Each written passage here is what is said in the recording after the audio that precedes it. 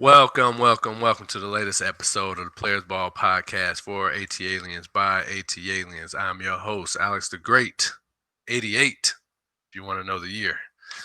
And I'm joined by my brother, MB Simeen, 88 as well.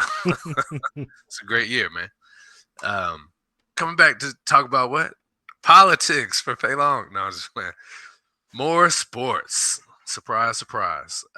There's been a number of things that have happened in the city. The Hawks have started. The Falcons have been on a bye. Been a lot of good college football. There's a big Braves announcement.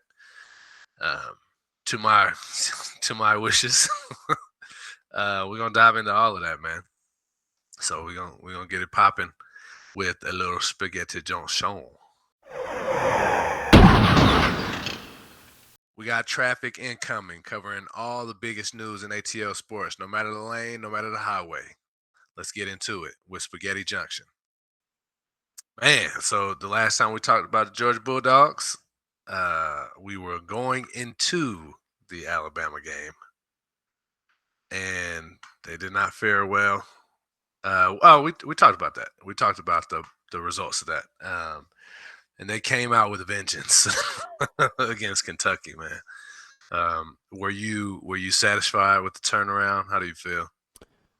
No, and I mean, let's just be real for a second. Kentucky is not a perennial powerhouse. So to go in at home for homecoming and beat the brakes off of them in a noon game is to be expected. So you don't get any brownie points for taking care of business the way business should be handled. I still have a lot of concerns about this team, so we got a big one coming this weekend at night in Jordan-Hare Stadium against Auburn. It's a place that historically we've had some difficulty playing at. Night game. It's one of the most rambunctious atmospheres I've ever been a part of. So it'll be interesting. It will be a big test for this team. I do like some of the things that we do, running the ball. We got a lot of youth and inexperience that I think has been our biggest Achilles heel this year. But overall, defensively, I need to see more out of this squad. So if they're going to handle business out west, then they're going to have to do so by playing some Georgia defense. Are you concerned though? I know you said historically playing in Auburn. Yeah, absolutely. But they're not. I mean, they're not ranked. They're not very good. Why are they? Is it just that they're moving to a away environment that makes them different from Kentucky? What is their what is the bar to say they're not very good? The only game they lost this year is against a 5-0 Oklahoma team. Being unranked. That was my bar. Yeah, well, I think the rankings are biased and not necessarily based off of the eye test. It's a lot of time. 25 spots, dog. There are 25 spots, but there's over 200 teams in FBS or some outlandish number. Their only loss has come to Oklahoma, and honestly, they took Oklahoma to the ropes and got kind of hosed on a few calls that could have changed the outcome of that game. They are 3-2. Yeah. They lost to both of their ranked opponents. They lost to them. Yeah. So I mean, just because and they beat Ball State and South Alabama. Shout out to HBCUs. They ain't beat nobody, man. They haven't. You lost to Alabama, but they played A&M and Oklahoma very tough. So again, it always worries me going into Jordan-Hare Stadium, and this isn't we've talked about it. This isn't the Georgia team that we've seen of old, right? Like the youth, the inexperience, the defense is not as tough as it has been in years past. And so I do know Auburn's Receivers are very good. Um, and yeah, I mean there is reason to be concerned. Now, should Georgia win? If Georgia plays Georgia brand football, then they win the game. But I've yet to really see true Georgia brand football for 4 quarters this year. So Another question. Gunnar this year versus I don't know what's my man's name in Carson Miami. Beck. Carson Beck last year for Georgia. Who are you taking? I think it's an unfair comparison because I You think got to pick one, man. Gunnar Stockton has much better receivers. Here, I'm gonna shoot this out. Just do just quarterback. Like if you put Carson Beck from last year on this team with these receivers, is he outperforming what Gunnar has done so far? Considering Gunnar's contribution in the run game is strong, that's valuable, and I consider that, right? Ha- have you considered Carson Beck's performance at all this year? I don't want you to consider that because I don't think they're close. Here, let me read you statistically. All right. Tell me who's who. I'm going to read them down. Yards passing, 630 yards, 68.9% completion, 4 touchdowns, 1 interception, a 152.2 RTG, a 88.7 QBR, 108 yards rushing, and 3 touchdowns. That's one side. The other side is 606 yards passing, 65.5% completion, 6 touchdowns, 1 interceptions, a 146.3 RTG, a 75.1 QBR, -10 yards rushing, and 0 rushing touchdowns. Obviously, that's Carson Beck, the latter of the two. So more passing touchdowns by 2, but completion percentage, yards, rushing yards, and rushing touchdowns, really every stat category other than passing touchdowns, Gunnar Stockton is statistically the better quarterback this year. Sir, I believe that you are missing information. Looking at their statistics, they have both played 5 games. Gunnar Stockton has 1,047 yards, 6 touchdowns passing, 1 interception with a QBR of 89.6. Carson Beck has 1,213 yards, 11 touchdowns, and 3 picks with a QBR of 84.4. Now, accounting for Gunnar's rushing touchdowns, he has 11 touchdowns to Carson's 12 because he has 1 rushing touchdown as well. But Carson's been a more accurate passer on a similar amount of attempts. So 132 to 139, Carson's 73% versus Gunnar's 60. I'll round that up to 69%. Carson's hands down a better passer, but I'm not. But I know Gunnar's contribution to the game is more than just passing. So if you look at Miami's most recent game, Carson had 400 or 241 yards receiving or passing with 4 touchdowns. And of that, Malachi Tony was a majority of that. That dude is a baller. I don't know if you watched any of that game. I did not. So his long was 44 yards so he had 107 yards receiving, 2 touchdowns, a 44-yard long, and I mean he was just making fools of the defensive backs. I'm curious. He's not throwing it to himself. No, I'm curious to what his actual yak was, but to your point, I do think Carson Beck is a better downfield thrower. He has a stronger arm. But those guys are studs. The other one is CJ Daniels. He also had 2 of those receiving touchdowns and like 70 yards receiving in that game. So But your point earlier was that they were a lot closer before that game. Georgia has better wide receivers this year than Beck did last year. Right. But Miami's receivers are better than Georgia's receivers this year. I think Zachariah Branch is the one stud receiver that Georgia has. Outside of him, it's a bunch of good but not great receivers. I think being a Gunnar apologist. Do you like his performance so far this year?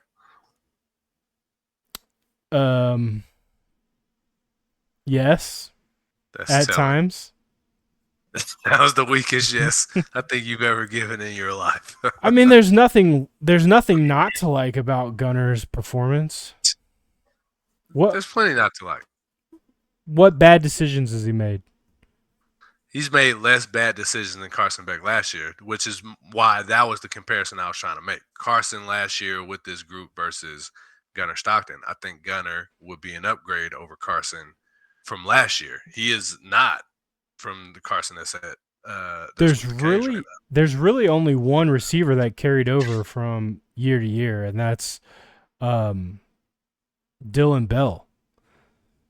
And no, I'm not talking about the receiving core. Just Gunnar this year versus Carson at Georgia last year is better, especially with decision making.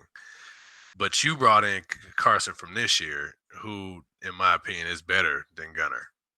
If you had a Gunnar, if you had Carson Beck now, you would start him over Gunnar. Miami Carson starts over Gunnar. He hits the bench.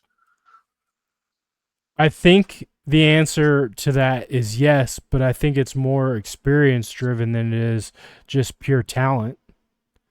Because there are things that Gunnar does that Carson doesn't and doesn't do like well. Run the rock.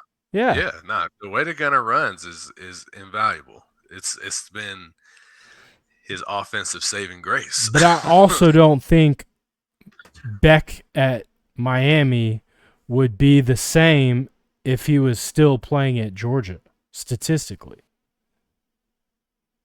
His wide receivers got upgraded. Drops were one of the biggest problems for Georgia's offense last year, right? Not one of the biggest. We led all of college football in drops.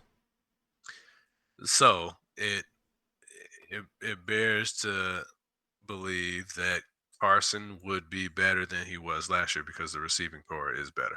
He would be better than he was last year, but he would not be better than he is this year for Miami. And you're saying that based on his receivers being better than Georgia's receivers? And his offensive line being better than Georgia's offensive line. Georgia's starting 2 true freshmen on their offensive line. They have only 1 returning starter on offensive line. The reason why Gunnar has had to tote the rock is partially because of offensive line play. Partially. And then the other parts are... The other part is it's part of his game. Missed. But he's also threw some misses. Some bad throws. Overthrows, underthrows. He's been a part of that. It's been less the dropsies that Carson dealt with, and it's been more when the passing game is struggling, it's because Gunnar's not delivering. And I've watched 2 or 3 games this year. Have you watched Carson Beck? I've seen his highlights. Yeah, go watch them all. You're not watching full Miami games. Maybe you watched this primetime game, but all of them have been primetime games. The Notre game was primetime. You didn't watch BCU. That's not a primetime game. You watched Miami versus BCU? Yeah. Cap. Look at your face. No, honestly, I've watched only because of Carson Beck. There's that. Your ex. Checking on your ex. Yeah, I mean, that is one way to put it. Not the way I would have put it, but Bruh, he Um, had a game where he threw 91% and he passed the ball 24 times. Another one, they 82%. He didn't. had a bad game versus Florida because, that just looked like a struggle fest statistically. Passed for 56%, but you eliminate that game, his passer rating is way up and his completion percentage is damn near 80. Yeah. It's okay to say, hey man, my ex still can throw that thing. Look, if That's you my go, quarterback. if My you go quarterback. watch last year, I was probably one of the number one Carson Beck apologists, right? Like When you shouldn't have been. He was making terrible decisions. he That's my exact point. he was forcing it because his receivers were dropping the ball. Force and get equals what? Bad decisions. Terrible decision. Okay. All right. We shall move on. We're But you act like there's no nuance there. Like it's just black there and is white. some nuance, but yeah, you can make a call and you're not doing so. No, you did. You said that Carson would start, but then you had to add your asterisk. Well, experience. It Like, is. sure, that matters. Yeah, there's context there. But the answer to my question was Carson Beck would be starting. If he was still at Georgia, yes, he would probably Yes. start. Kirby is Kirby values that over anything else. So, like, if there's one thing that Kirby Smart gets a lot of flack Flack. over is he is a loyalist to a fault, and he values experience over anything. If Gunnar Stockton was struggling the way Carson did with statistics, even though a lot of it was due to his receivers, he would still start Gunnar Stockton over Ryan Puglisi because that's the kind of stubbornness that he has. Would you? I mean, very limited sample size this year. Ryan Puglisi's made some bad decisions with the ball, but tools wise, he's got better tools than Gunnar or Carson. Okay. Better arm, and he can run, and he's big. He's very much in the prototype of a Josh Allen. Mm. That's good. So what is he a freshman? He's a sophomore. Mm. Gunner's a junior. He's not going pro this year. Probably not. Does he start again next year over Ryan Puglisi? You just said that our guy, because I'm a Kirby fan for sure, but that's one of his fatal flaws. More than likely, the answer is yes, unless for some reason Kirby changes the way he's done things for the last 10 years, or if Gunnar decides to move on. But Okay, that's good, man. I got you riled up, man. That's a good content. The people want to see that emotion.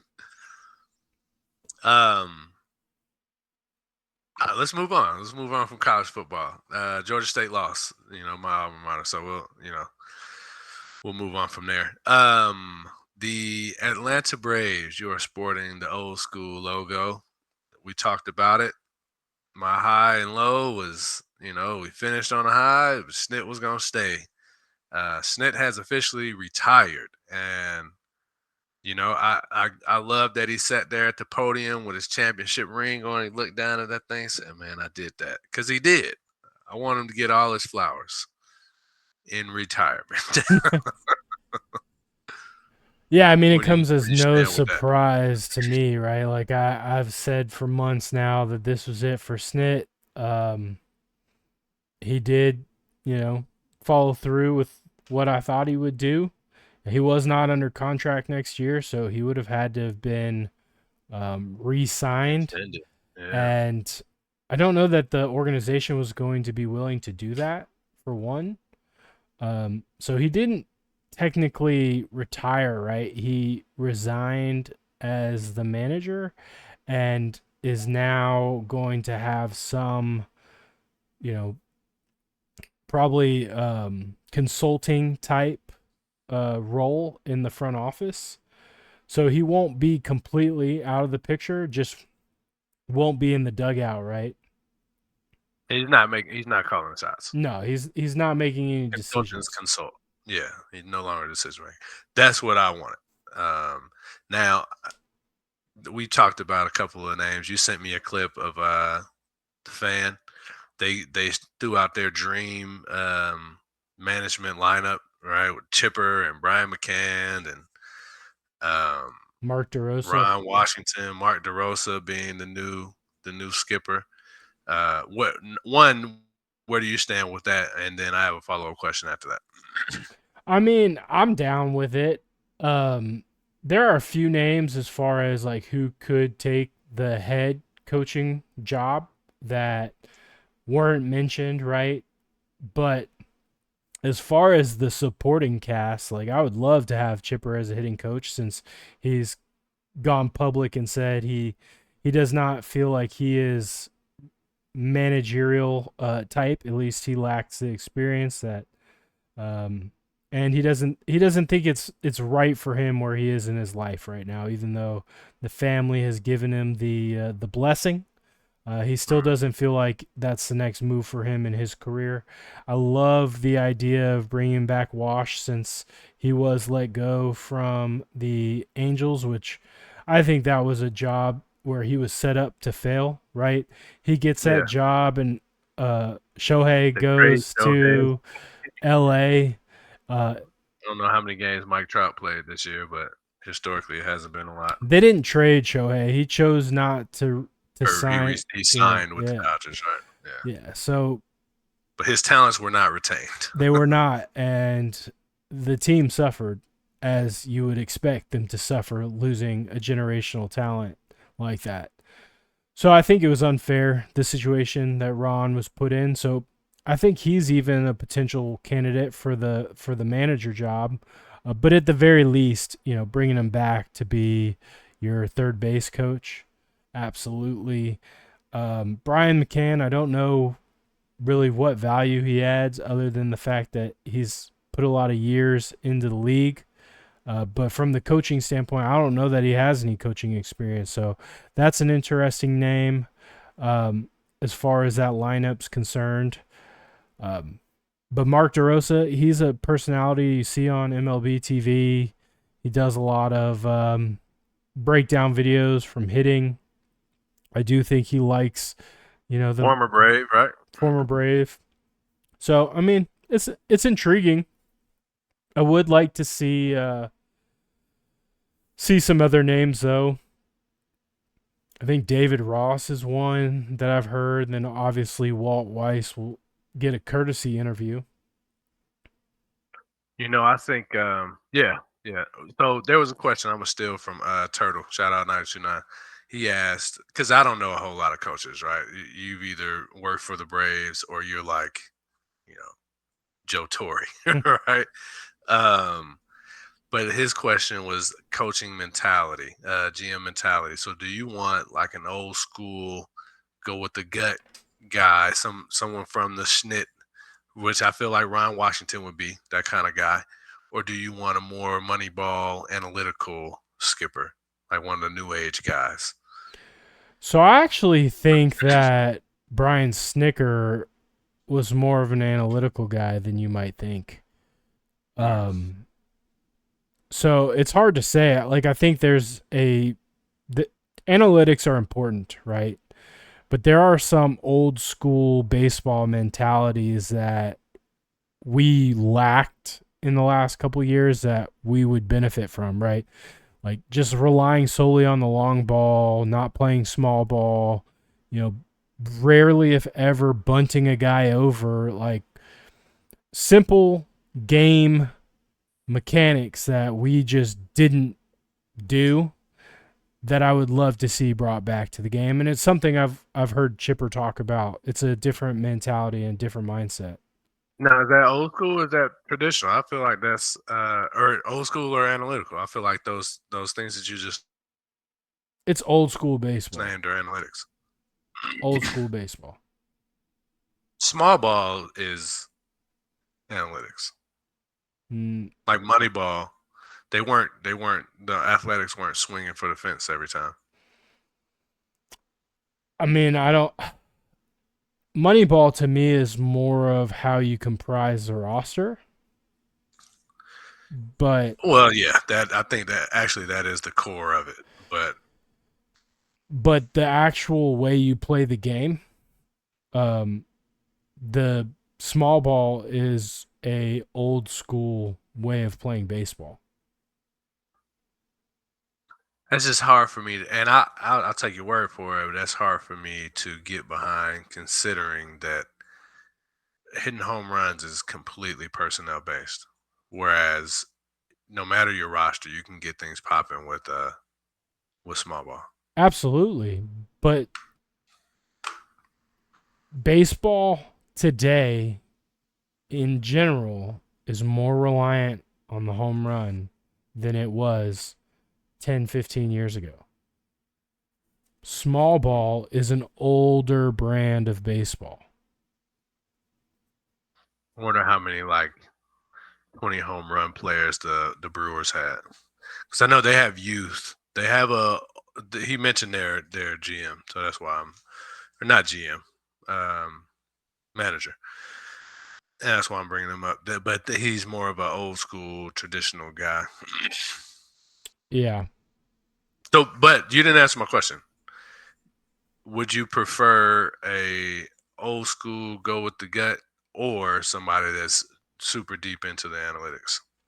I kind of want someone in between. That's fair. That was a third option that I didn't give you, but I was trying to pitch you one way or the other. That I think is where I would probably lean as well. Mix a little bit of the old with the new, get the Yeah. most of both worlds, both best of both worlds. But I'm excited though, man. I have some fresh blood. They're coming in with a hell of a squad to manage, right? They're not coming in with a B list team, so they should be able to get to some immediate success. I'm sure the expectations will be that, right? We're not a out of the playoffs kind of squad. That's not our franchise. We need to be in the play in the postseason. That will be the goal, no matter who's hired. Yeah, absolutely. To answer your question, the Brewers had two players hit more than 20 home runs. That seems low. They had a third that hit 18 and a fourth that hit 17. But outside of that, most most players were under 10. Right? Like compared to the Dodgers, who were, I'm sure they had at least three or four. The Yankees, I think Otani has like 60. I know Judge hit 61 or something like that. yeah. Um, But yeah, no, I was just curious about that. You satisfied my answer? Not really, because I was thinking that they would probably have more because of their. Oh well, you said home run is analytics, so that actually does tie. Long ball is new age.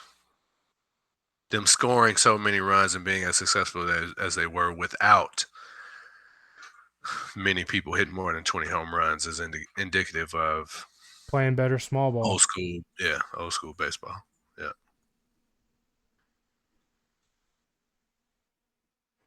Well, go Braves, chop on. We're going. You expect any roster moves over the offseason? I mean, I do expect our pitching staff to get better. I expect us to go after a shortstop. I kind of hope we can retain Hassan Kim, who we got late in the year. But outside of that, I don't know. I mean, Ozzy Albies is probably the biggest name that could be on the chopping block because he's basically in the last year of his contract.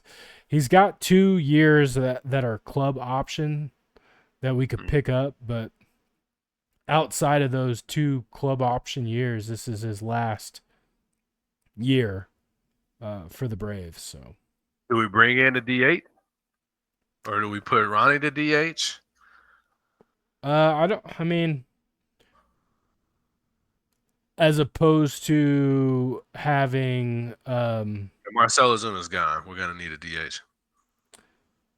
yeah. I mean, I think playing Drake Baldwin as DH worked out fairly well. I So like I that. don't know, but certainly you could add a DH. I think you want Ronnie in the outfield. I don't think there's gonna be many roster moves. Right, we were decimated by injuries within the pitching rotation, so a lot of those guys will come back. After what they did last year, man, I'm just not sure what AA is going to do this offseason. And I don't know what he needs to do. I don't have any suggestions, right? Um, but I'm just curious to watch and see how things go after a disastrous season, no matter how long that win streak was at the end. It Yeah. was a failure, massive failure. Just to give you the number, the Dodgers had 5 players over 20, and one was 17 and one was 19. So they very well could have had Six, seven, seven, 6, 7. 6, 7. Hey, we got it in organically too. Look, you had me looking. You now I want to look at The Yankees. yeah. The Dodgers had 255 home runs as a team. Look up the Mariners. Hold on, I want That's to the tell last one you I really want to check. Milwaukee as a team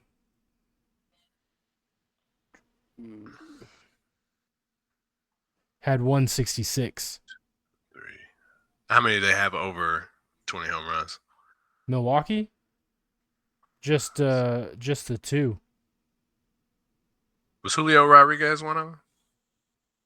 I'm talking about Milwaukee still. I was just Oh, I'm sorry. saying, I said the Mariners. My bad. I said yeah. Milwaukee. I meant the Mariners. No, you said the Mariners, but I was still talking about Oh, okay. Milwaukee because the Dodgers hit almost 100 more home runs as a team than the Milwaukee Brewers. How many did they hit? Milwaukee, Dodgers. it was like 250 something. The Yankees hit 274. Yeah. One, two, And then you want the Mariners? six. They had 7 that hit over 20, and one person was at 19. Yeah, I want to see what was the big dumper by itself or what? They hit a total of 238, so no, he was not by That's a lot. himself. Cal Yeah, Raleigh hit 60, and then they had 3 other players hit over 20, and Julio Rodriguez was one of them gotcha. with 32. Yeah. So Man. I want to get off baseball. It'd be a disservice to not look at the Braves in that same regard. home runs. Oh, Yeah, maybe I think we probably hit a decent amount. I got it up. So we hit 190. So more than the Brewers, but we lost a hell of a lot more games than they did. Yeah, we They had had the one, best 2, record in 3. baseball, I believe. We have 4 hitters with over. Yeah, they did. I think they finished number 1. 4 hitters over 20, and then one with 19. Drake Baldwin hit 19. Hopefully, Drake could get some love in Rookie of the Year. It feels like it'd be a stretch because of the Brewers. I think they had 2 rookies that was just phenomenal this year. So we'll see. See what happens there, man. But that's a lot of baseball, man. We got. We're not going to talk a lot about basketball, but let's go into talk about them birds. From the gridiron to the hardwood, you know you got to keep your eyes on the birds. Let's talk Hawks. Let's talk Falcons. This is hooty hoo. Let's start with the Hawks. We'll be brief. They're back. The Hawks are back. They had their first preseason game. Literally everyone played. Just minutes in the teens, but it was I saw the highlights. I was encouraged. I think the youth looks good, specifically Derisic. We drafted him last year, and he got some run.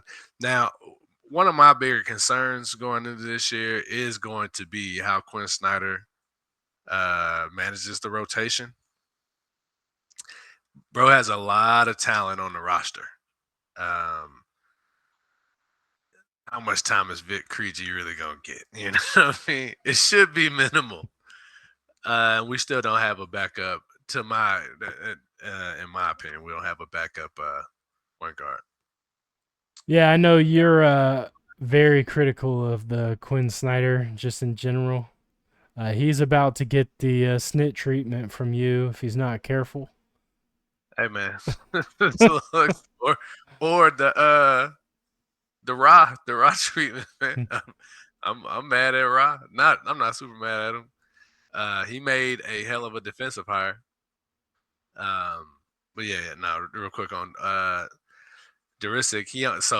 He looked good in the time that he played. He got 8 points, but he got it in 8 minutes.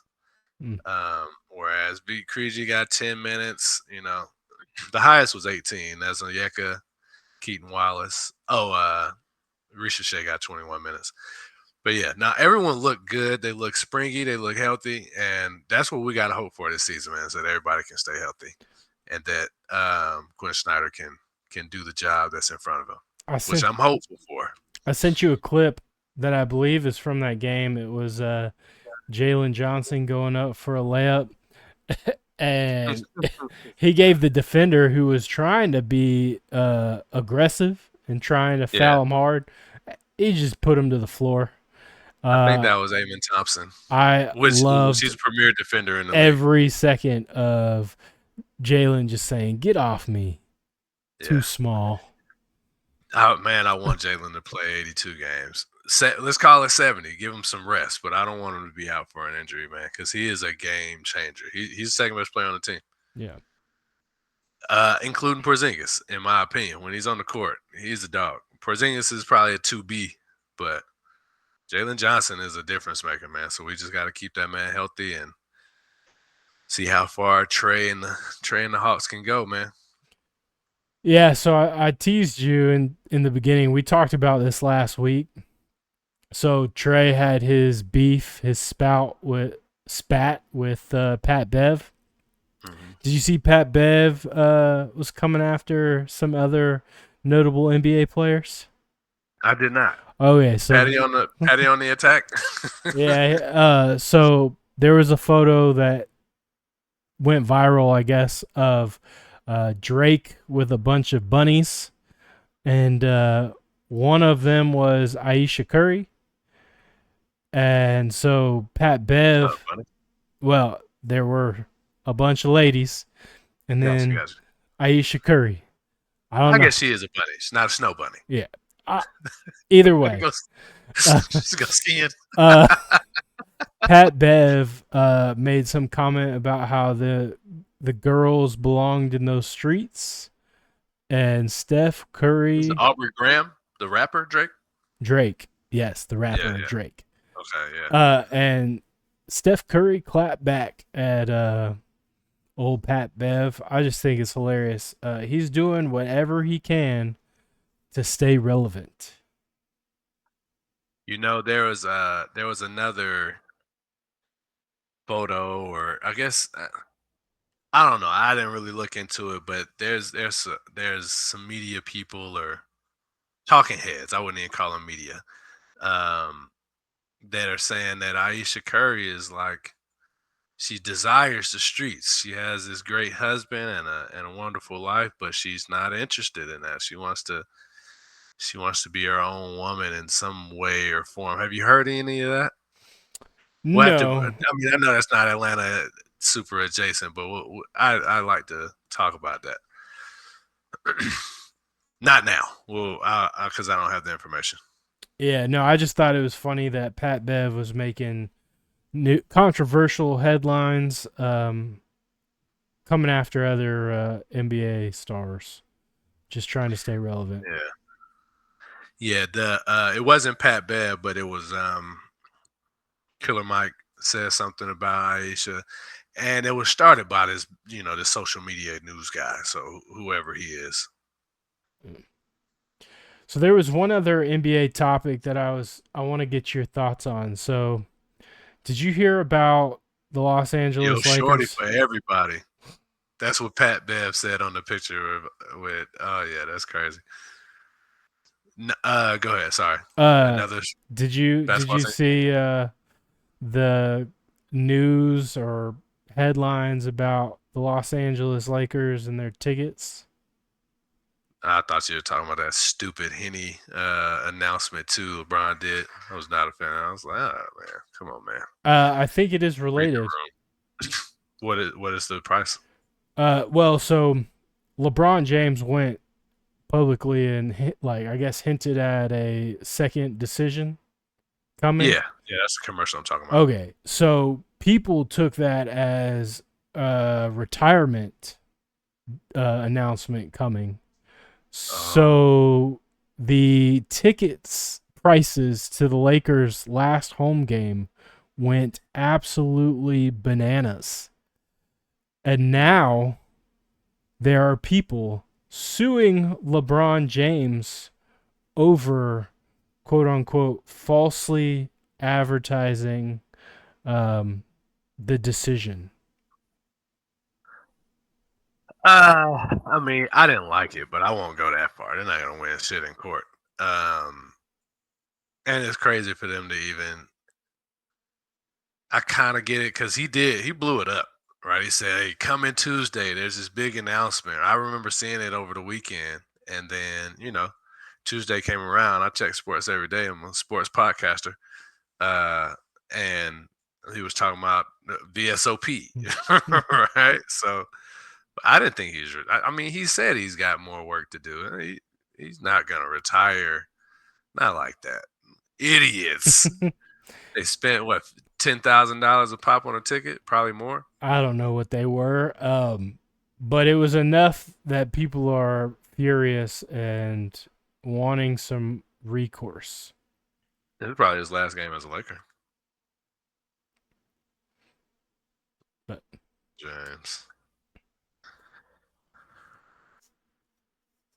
Fans feel duped.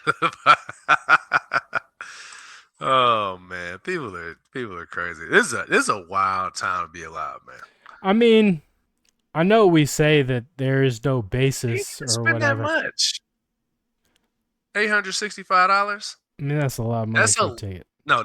That is a lot of money for a ticket. But the Lakers tickets, I'm sure, are more than that. Without LeBron retiring, right?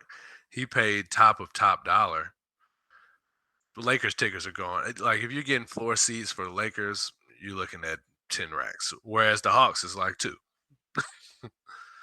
That's the market that he's in. So for him to get in the door for potential last game for LeBron James for less than $1,000, man, that's a deal. Go to the game. It don't spend money that you ain't got, is what I say to Mr. Andrew Garcia. I know we say that he's probably not going to win anything in the court of law, but crazier things have happened. I mean, someone won a lawsuit against McDonald's because they got burnt by coffee. Yeah. This guy, he got two tickets for that price. I wonder what he's suing LeBron for. He's probably suing him for like $1 million. Yeah, I'm sure it's outrageous. But either And way, that's why he'll lose. crazier things have happened. I just wanted your Uh, thoughts on it. first comment: a fool and his money will always part. Well, They took him to the Bible, man. wise words right there. Yeah. Oh yeah, man. That's hilarious.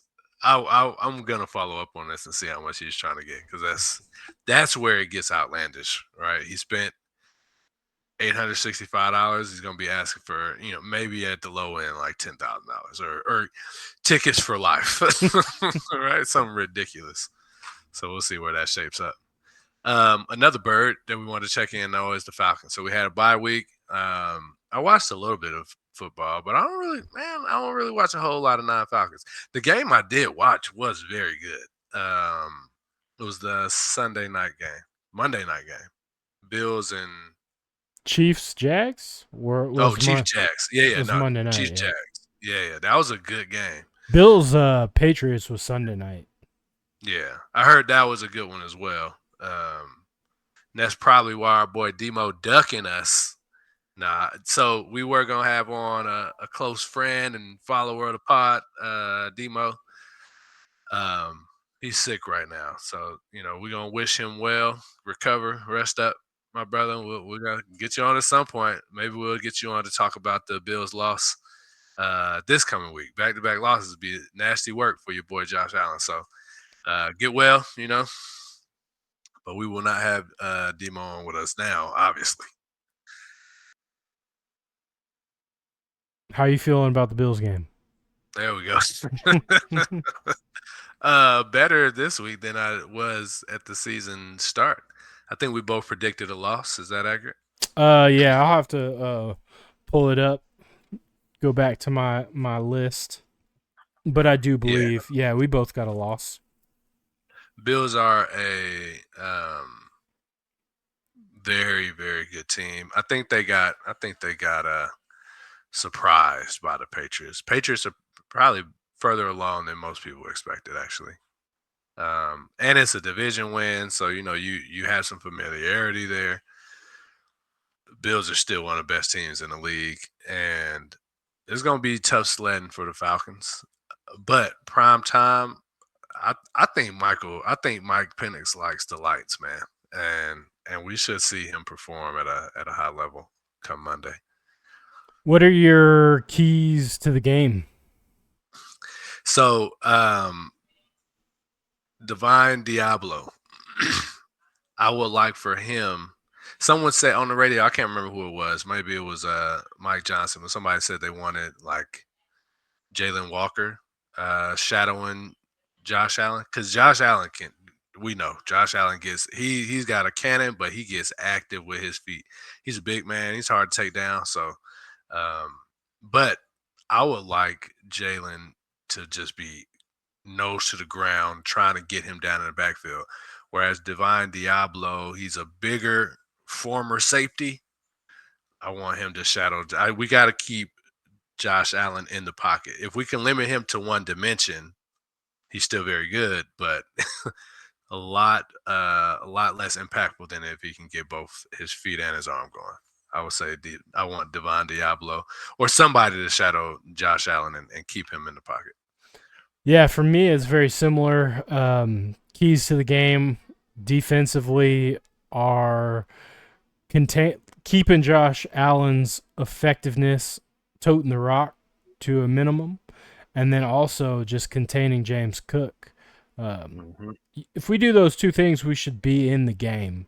Now, we still got to do some things offensively, which I think the Bills have a very formidable defense. Um, Especially on the defensive line. So those guys I up think they front, lost the Bosa brother for the year. um, but they still got what Ed Oliver and some Epinesa.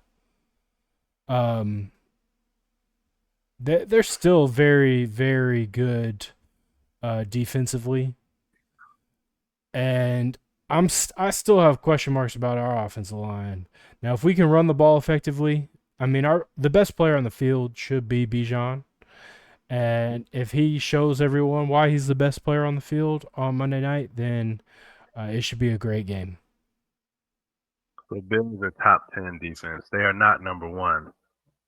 And that's ranked by yards per game. Do you know who the number one defense is by that metric? Those dirty birds. Eyes up. Yes, sir. So we are number one in yards allowed per game. We're number one in where's the other stat that I had pulled up? Sometimes I think numbers can lie, though, right? Like, don't get me wrong. The Falcons' defense has been much improved this year. They've done extremely well, especially compared to where we were last year. But how much of those stats are kind of biased or skewed because we played against JJ McCarthy and the Minnesota Vikings, and then we played against a Marcus Mariota led Washington team. That's a factor. right? We also played, Baker Mayfield, probably a top 10 quarterback in the league. In the Um, first game of the season, when most offenses are expected to be behind the defense in terms of progression coming into the season. Bryce Young looked elite, at least against us. No, I think there's room for some give due to our opponents, but I think the defense is the real deal. It's reminiscent to me of that Dean Pease defense, but with lesser personnel. There's a lot of youth on our team, but that bend don't break thing is real. Um, if we can knock off the big plays, because that's literally how teams are scoring. They're just, chunk plays to the end zone. If we can knock that out, we will legit be one of the best defenses in the league. Are we the best defensive unit? No, I'm not saying that. And having the number one spot in yards allowed per game has us ranked number one. I understand that. We are not the best defense in the NFL, but we are a lot better and further along than I thought we would be. Yeah, I'm And I think there's still a lot of room for growth. I'm right there with you in that belief. I was just simply saying, number one probably is a little bit of a skewed result, Yeah, but yeah, I no, that's still think top 10 defense is a legitimate accolade this team could achieve this year. 100%. Now we're still in the bottom third for as far as sacks are concerned, and that's even considering we had 6 in a game. But there's a lot of people that are tied with like 11 and 12. We have 10 so far. So I mean, between the rookies that we got, all 4 of our rookies have been super impactful. Jalen Walker, James Pierce Jr., Xavier Watts, and Billy Bowman Jr. have all been good, and they're rookies, so they have so much room to grow. But then beyond them, you got Ruka Roro, who's in his second year. You got Brandon Dorless, who's in his second year. We're already at that's 6. So half of the starters on defense are in their first or second year. Zach Harrison has been making an impact. He's Yeah, what Zach his Harrison's third or third year. fourth. Yeah. Yeah. We're finally starting to see some production from some of those previous draft classes that I think were Yeah. held back by the Jimmy Lake experiment. Did you watch that clip that I sent you I about did. Jimmy Lake? Yeah. Right. Zach Harrison specifically is one that he talked about how he's looked miles and miles better than he was under Jimmy Lake. And it just had to be a coaching thing. Jeff Ulbrich looked like a good hire. So that's kudos to Raheem for filling the seat with a capable, more than capable coordinator. Told you So far on the defense side. I will forever have a Jeff Ulbrich bias because he was responsible for bringing Roquan Smith to the University of Georgia. So he's forever in my good graces. So. Well, so how did that play out? What was that? So I don't remember exactly how everything went down, but I think it was so Roquan was committed to UCLA. Jeff Ulbrich was at UCLA. He leaves UCLA to take a job with the Falcons, and Roquan decommits from UCLA and signs a letter of intent to the University of Georgia. Now, what happened behind the scenes, I do not know, but I do know that his decision was impacted by Jeff Ulbrich's decision not to go to UCLA or stay at UCLA. So, That's a good story. We'll have to look up if there was more details behind that. I'm sure there are. Having work out at the Falcons facility and all kinds of stuff like that. Train to be a pro. Train with the pros. Come on, man. Go to Georgia. You can be with them, but you'll also play with us a little bit, man. I believe that would be an NCAA violation back in those days. I mean, come on, man. They bought Reggie's parents a house. He still ain't got his Heisman back for that. But with NIL, Roquan wasn't an NIL player, was he? Mm-hmm. Yeah, NIL's crazy, man. Which there's another story, and this is Falcons relevant only for one reason. So Bill Belichick and his UNC Tar Heels are in hot water. He had a DB coach or something get in trouble for violating NCAA rules when it comes to benefits that they can provide to athletes. Um, but also, UNC has been a terrible team. I think they're 2-3. The only two games they won were against their like FBS or Division II opponents. Um, but Bill Belichick spent the summer trying to troll the Falcons. Had his girlfriend wearing an Atlanta Falcons shirt and some photo ops and some different things. He was salty because he didn't get the job. Well, he has been a absolute failure in college football, and I am glad the Atlanta Falcons did not go that direction. Yeah, we don't have Tom Brady here.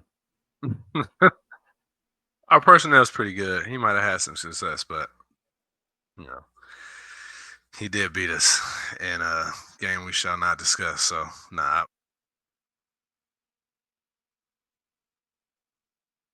So predictions for this week. Do you think we gave the keys? And I know our initial prediction, that's what we're going with as far as, our record. But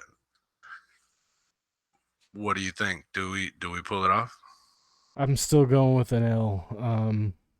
I think it's a close game, but I have to give the nudge to the team that's done it consistently over the last 3-4 years, right? Yeah. No, that's fair. Um I'm an optimist, man. I'm gonna say that we under the big lights we pull it off. I do think it should be an electric atmosphere. I'm curious to know you'll be there, right? No, giving up those Traveling. Yeah, likely to a Bills fan. to So Demo. no, I put them up. Those tickets are going. Oh, I'm sure. So that's what I was gonna say. It should be a good environment, but I imagine there's gonna be a lot of Bills fans there. The Mafia does travel very well. And with, you can't resell a lot of Falcons tickets. Like you don't sell the Panthers because that's a division game, right? But like if Houston's coming to town, you can't really get a whole lot for that. But the Bills, they're AFC East royalty. They've been the toast of the East for many years now. They've always had a rabid fan base, even before we saw videos of them jumping through tables. But even that's been a long time now. So they're going to travel well. They're going to pack the bands out. And because of the value behind the tickets, I'm sure I won't be the only person to sell, sadly. For shame. Yeah. I feel bad about it, man. But I'm gonna be out of town. I told you we're fall breaking. So Yeah, I'll be out of town as well, so I wouldn't be able to go in your stead as either. So, I will say one thing about the Bills, even though all their, you know, history and success that they still have the same amount of Super Bowl victories as the Atlanta Falcons. they do. And they are coming off a loss, right? So they look beatable. I think that inspires confidence for me. I mean, no team is unbeatable, I think, in the NFL, right? Every team But is some mortal. teams win most of the games that they're supposed to win. Right? Sure. I don't know They that were supposed to beat the Patriots. They were like a 7-point favorite, 6-point favorite. it's a pretty high spread for the NFL. I made it up, but Oh. I mean that's a touchdown. That's not that high. I mean, usually you just get three for being at home. Let me see how close I was. But yeah, so after the Bills, we got San Fran coming, or we're going away to Seven and a San half. Fran. 7.5, yeah. Yeah. What is the line for the Birds? 4.5. Minus four and a You said half. 4. That's what I'm seeing on Yahoo. But yeah, I will be Yeah, 4. pleasantly surprised if we do take care of business. I mean, we are coming off of a bye. I'm curious to see if we get AJ Terrell back. Like that will be a big deal for the defense to get him back. Yeah, we'll be able to blitz the quarterback some more, man. Get out of that zone. Yeah. So We've been stuck in that since he's been hurt. Since the second half of that Minnesota game, we haven't really been registering that many sacks. I don't think we did. We even get one on Bryce Young. that was I don't know. I didn't actually get to watch that game, unfortunately. We definitely got Mariota at least once. Um, maybe even twice. But We got one sack in the Carolina game. we have a pretty tough stretch after the Bills, right? We play San Fran. Miami should be a W. We play against that New England team away, and we also play Indy away, which Indy has been playing very well. A Uh, lot of those teams are better than I think anticipated when we first did our rankings. well, we have W's predicted for all of them. So, The Niners specifically, man, and they've been hurt. That was why I gave them a poor record. Like Brock Purdy's been down. Christian McCaffrey has missed a game or two. Um, they're not supposed to still be winning, but they just beat the Rams, who are a good football team. yep. Mac Jones has played very well for them. I'd be curious to see if Brock Purdy is the starter going forward, if healthy, right? Yeah. But yeah, I mean, we still have a lot to play for. We're not even halfway through the season yet, so big game Monday night. The Bills coming to town. We won't be here. Unfortunately, we won't be recording an episode next week as we'll both be out of town for different reasons. But we'll be back in 2 weeks. So we want to hear from you. This video will probably be up in 2 days, Friday the 10th. So we'd love to hear from you, especially in this week that we have in between episodes. So do us a favor, hit that like, smash that subscribe, and we will catch you on the next one. Peace.